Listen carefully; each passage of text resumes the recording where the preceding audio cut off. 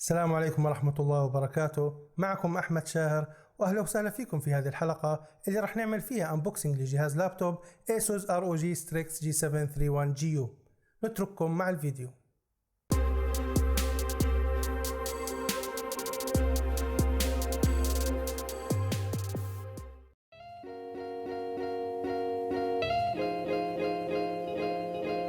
اليوم رح نستعرض لكم أحد أحدث أجهزة الكمبيوتر المحمول من شركة ASUS ROG Strix G731GU، واللي هو يعتبر خيار ممتاز من ناحية السعر والمواصفات.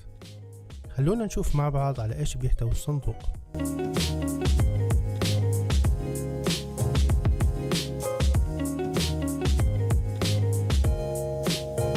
عند فتح الصندوق راح تلاقي بالداخل علبة اللابتوب الرئيسية، بالإضافة إلى شنطة خاصة لحمل اللابتوب على الظهر، وعلبة داخلها سماعة رأس هيدسيت من شركة ASUS.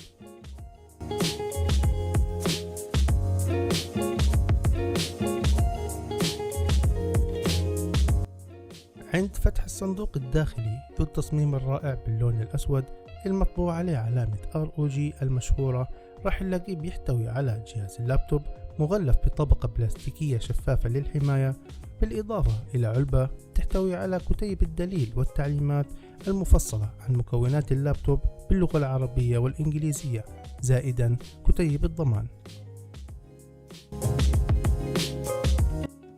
طبعا الباور أدابتر اللي بيجي ب 19.5 فولت 11.8 أمبير، بالإضافة إلى ماوس وكاميرا فول HD منفصلة من شركة ASUS.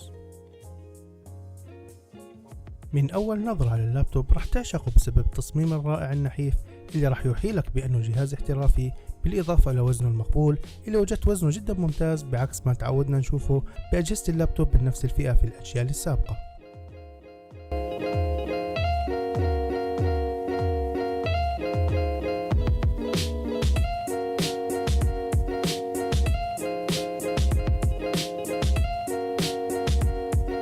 نتكلم الآن عن مواصفات اللابتوب بشكل مختصر.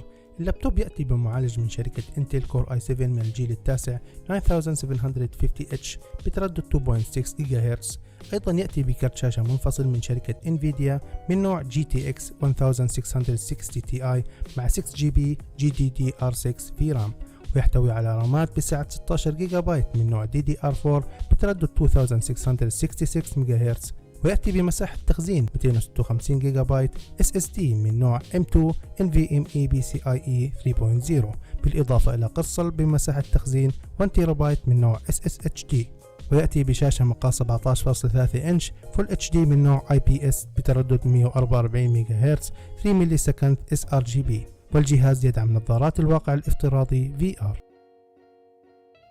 كانت هذه الحلقة لعمل أنبوكسينج لجهاز لابتوب ASUS ROG Strix G731GU، وإن شاء الله راح أعمل حلقة مخصصة فيها مراجعة شاملة لهذا اللابتوب، أذكر فيها الإيجابيات والسلبيات اللي وجدتها في الجهاز. وفي نهاية الحلقة أحب أشكركم على متابعتكم، وإن شاء الله تكونوا استفدتم واستمتعتم بالفيديو.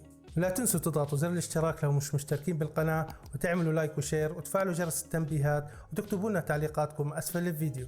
تابعونا على صفحتنا في فيسبوك وتويتر اللي راح تلاقوا روابطهم بالديسكريبشن. نشوفكم في حلقة جاي. كان معكم أحمد شاهر، سلام.